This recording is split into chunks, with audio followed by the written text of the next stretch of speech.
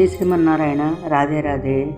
ఈరోజు మనం గోదాదేవి పాసురాల్లో 17వ పాసురం చెప్పుకుంటున్నామండి.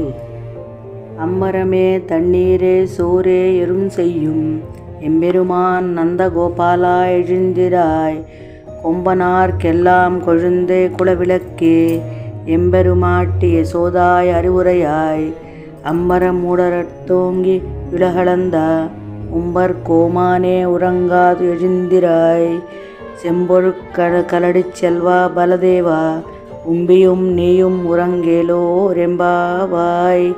ஆண்டாள் திருவடிகளே శరణం శరణం.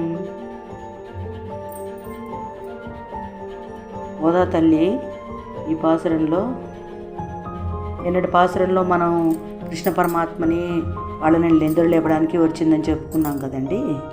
ఈరోజు పాసురంలో వచ్చి అమ్మ నందమహారాజు నిద్ర లేపుతుంది అన్నమాట. ముందు ఆ ఇంటికి మగవాళ్ళు కదా పెద్ద, అట్లాగే ఆయన వీళ్ళు వస్తారని చెప్పి కృష్ణ పరమాత్మ ధ్వజం కూడా పెట్టించాడు కదా వీళ్ళ ఇంటి మీద.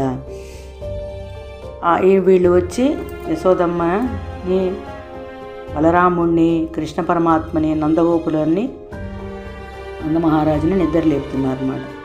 విరివిగా దానాలు చేసేటటువంటి వాడా నాయనా తండ్రి నందమహారాజా, ఊళ్ళో పేదవాళ్ళు అనేవాళ్ళు లేకుండా ఎప్పుడూ ధాన్యము, బట్టలు, ఆహార పదార్థాలు అన్నీ దానం చేసే, చేతికి ఎముక లేదన్నట్టు దానం చేసేవాడివి నువ్వు.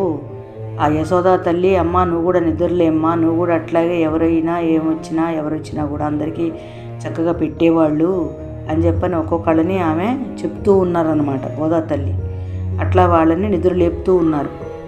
మంచాల మీద చూస్తున్నారు, తాళం తీసుకొని వచ్చి లోపలికి వచ్చి మంచాల మీద చూస్తున్నారు. 4 మంచాల మీద పడుకొని ఉన్నారట.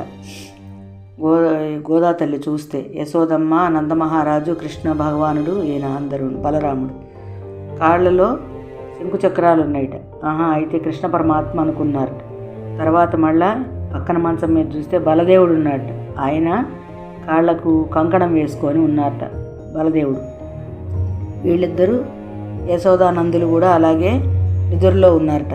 లేవండి మా యశోదమ్మ తల్లి, నువ్వు లే, అందరూ వచ్చారు, గోపికలందరూ నిద్రలేస్తారు, మేము కూడా వచ్చాము స్వామికి ఆరగింపు చేసుకొని పూజ చేసుకోవడానికని మేము కూడా వచ్చాను తల్లి, లేచిరామ్మ అని చెప్పని ఆ గోదా తల్లి కృష్ణ పరమాత్మని వాళ్ళని అందరినీ నిద్రలేపుతున్నారు ఈ పాసురంలో.